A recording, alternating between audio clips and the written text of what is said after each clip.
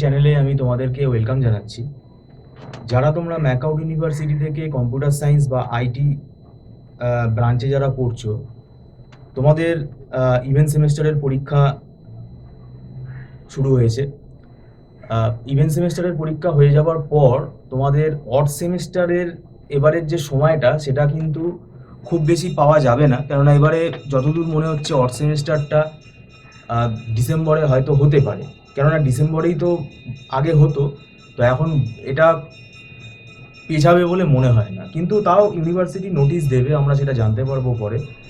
তাহলে তোমরা যারা থার্ড সেমেস্টারে মানে থার্ড সেমেস্টার যারা হবে, থার্ড সেমেস্টার কিন্তু খুব ভাইটাল একটা সেমেস্টার। এই সেমেস্টারের যে পেপারগুলো আছে, কেননা আমরা শুধু কোর আইটির পেপারটাই পড়াই, মানে কম্পিউটার সায়েন্সেরই পেপারটা পড়াই।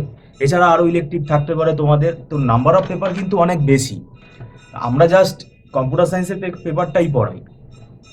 এবার বিটেক থার্ড সেমেস্টারে এখানে তোমাদের কম্পিউটার অর্গানাইজেশন আছে, যেটা কম্পিউটার আর্কিটেকচার অর্গানাইজেশন আমরা বলি।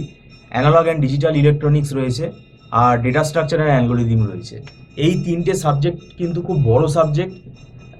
ডিজিটাল ইলেকট্রনিক্স খুব বড় সাবজেক্ট। ডিজিটাল ইলেকট্রনিক্স পার্টটাই এত বড়, তার মধ্যে আবার অ্যানালগ পার্ট রয়েছে। ডিজিটাল ইলেকট্রনিক্স পার্টটাই সব থেকে মানে মেজরিটি সিলেবাসটা কভার করছে ডিজিটাল ইলেকট্রনিক্সটাই। আর এখানে আমরা ডিজিটাল ইলেকট্রনিক্সটা দিয়েই আগে পড়ানোটা স্টার্ট করি, তারপরে computer organization and architecture. Digital ইলেকট্রনিক্সটা এই কারণেই দরকার, কারণ ডিজিটাল ইলেকট্রনিক্স যদি আমি ভালো করে না বুঝি, আমি কম্পিউটার অর্গানাইজেশন একটা লাইনও বুঝতে পারবো না। তো এটা ইন্টার রিলেটেড আছে। আর ডেটা স্ট্রাকচার অ্যালগোরিদম কিন্তু একটা, মানে কি বলবো, এখানে থিওরি মুখস্থ করার কোনো জায়গা নেই। অনেকগুলো অ্যালগোরিদম আছে, প্রত্যেকটা অ্যালগোরিদম কিন্তু আমাদের মানে বুঝে পড়তে হবে, কেননা পরীক্ষার হলে এতগুলো অ্যালগোরিদম, প্রায় 30-32টা অ্যালগোরিদম অ্যাভারেজে আমাকে কিন্তু মনে রাখতে হবে। কটা অ্যালগোরিদম তুমি মুখস্থ করবে সেটা তো সম্ভব হবে না। তো সেটা কিন্তু লিখতে হবে, এমনকি তার উপর প্রোগ্রামও লিখতে দিতে পারে। তো সেইটার জন্য আবার সি প্রোগ্রামিংয়ের নলেজ দেখতে হবে কার কতটা ভালো আছে, কারণ অ্যালগোরিদমগুলো সি প্রোগ্রাম দিয়েও আবার লিখতে দিতে পারে। এছাড়া ডেটা স্ট্রাকচারের মধ্যে ম্যাথামেটিক্যাল পার্টও আছে আমাদের। এই তিনটে সাবজেক্ট, ডিজিটাল ইলেকট্রনিক্সের মধ্যেও ম্যাথামেটিক্স রয়েছে। কেউ যদি ভাবে ওই কয়েকটা গেট আছে, অ্যান্ড গেট, অর গেট, আর ওই কটা বুলিয়ান অ্যালজেব্রার অঙ্ক, ব্যাস হয়ে যাবে ডিজিটাল ইলেকট্রনিক্স, একদম ভুল ধারণা। এখানে পুরোপুরি অ্যাডভান্স টপিক, সব অ্যাডভান্স সিলেবাস। এখানে তুমি স্কুল লেভেলে কি পড়েছো সেগুলো এখানে কাজে লাগবে না, মানে এখানে ওগুলো খুব সামান্য রয়েছে। তো যাই হোক, এখন আমাদের যেটা দরকার সেটা হচ্ছে এই অড সেমেস্টারে কি হয়, আমাদের একটা ফেস্টিভ্যাল সিজন থাকে সামনে, অক্টোবর নভেম্বর মাস। কেননা এই সময়টা একটু কলেজ ছুটি থাকে, আমাদের ইনস্টিটিউটও ছুটি থাকে। তো সেদিক থেকে দেখতে গেলে তোমরা যদি আগে থেকে পড়া শুরু করো, তাহলে সিলেবাসটা খুব ধরে কমপ্লিট করানো যায়। আর এখানে আমরা একটা সাবজেক্টের অনেকগুলো রেফারেন্স বই ফলো করে পড়াই, কারণ একটা বইয়ের মধ্যে সব টপিক ভালো থাকে না। অ্যালগোরিদমগুলোই যদি আমরা ধরি ডেটা স্ট্রাকচারের, একটা বইয়ের ভেতর কিন্তু সব অ্যালগোরিদম পাবে না, আর বইয়ের অ্যালগোরিদম পড়ে কিছু বোঝাও যাবে না। তো এখানে আমরা নিজেরা আলাদা করে আমাদের পার্সোনাল নোটস আমরা তৈরি করি।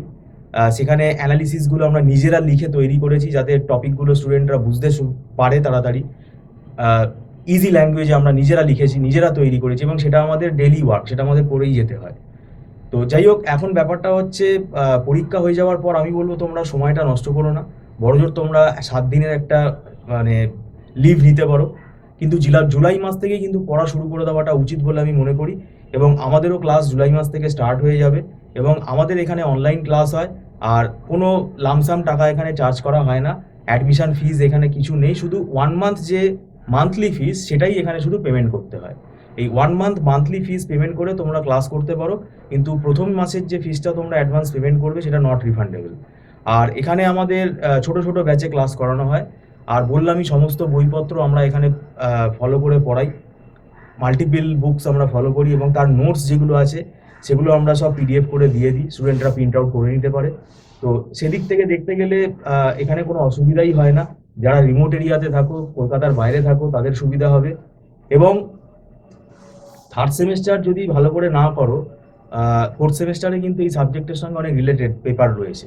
আর থার্ড সেমেস্টারে একবার যদি সাপ্লি চলে আসে এই ডেটা স্ট্রাকচার বা কম্পিউটার অর্গানাইজেশন, ডিজিটাল ইলেকট্রনিক্স, এগুলো সাপ্লি চলে আসলে পরে আবার জুনিয়রদের সঙ্গে তোমাকে পরীক্ষা দিতে হবে, সেইটা কিন্তু একটা খুব মেন্টাল প্রেশার থাকবে তোমাদের। তাই খুব ভালো করে কিন্তু কেয়ারফুলি পড়তে হবে। আমি বলছি না যে আমাদের কাছেই পড়তে আসতে হবে, তারও কোনো মানে নেই। তোমরা নিজেরাও পড়তে পারো। যদি কোনো অসুবিধা হয় তাহলে সেক্ষেত্রে তোমরা ব্যক্তিগতভাবে আমাদের সঙ্গে যোগাযোগ করতে পারো। আর এখানে ব্যাপারটা হচ্ছে কোনো সাজেশন মিলবে না, আর কোনো 10 ইয়ার্স এখানে এখন হয় না, কারণ সিলেবাস, কোয়েশ্চেন প্যাটার্ন সব পাল্টে গেছে। তো যাই হোক, ভিডিওটা সম্পূর্ণ দেখার জন্য আমি তোমাদেরকে ধন্যবাদ জানাচ্ছি। Thank you so much.